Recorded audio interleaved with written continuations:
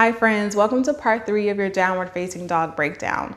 In this practice, we'll actually be going into downward facing dog. We are combining what you've already learned to get into down dog. So let's get right into tabletop. Stack your shoulders in line with your wrist. See that your fingers are spread wide and your knees are stacked in line with your hips. Walk your palms 1 palm distance ahead of the shoulders. Keep the fingers spread as you shift your shoulders over your wrist. Curl your toes underneath behind you and start your pelvic tilts. So start to move your pelvis down towards the ground, arch the back, and then lengthen your pelvis and your tailbone, your sit bones down to the back of the thighs. So we are kind of fixed through the upper body, and the movement is just coming from the pelvis, so we can mobilize and move the pelvis.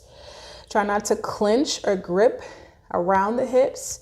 Just gently move your pelvis in this pelvic tilt forward and back, or you can think of up and down. So come back to your arched back. Come back to your arched back and start to lift your knees off of the mat.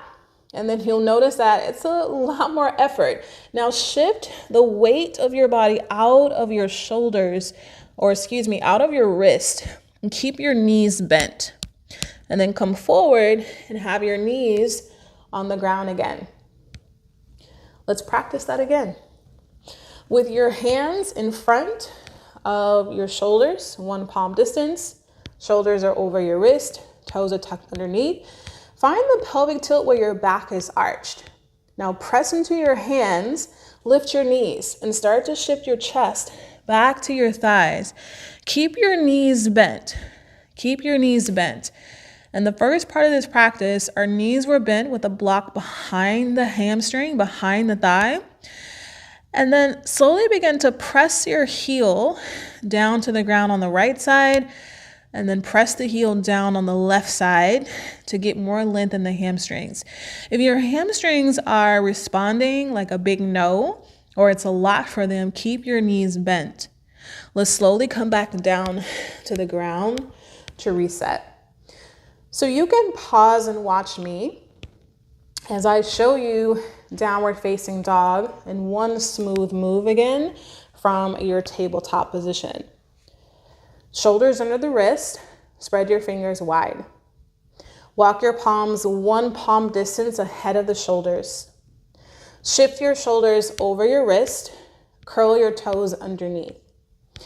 Find your pelvic tilt, arch the back, press into your hands, and then move your chest back to your thighs.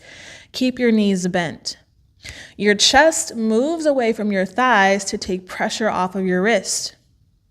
Feel your upper arms wrap forward, elbows down towards the ground. And one at a time, slowly straighten the heels if this is appropriate for your body right now. To come out of the pose, bend your knees, shift the weight forward into the hands, and find your way back into your tabletop position.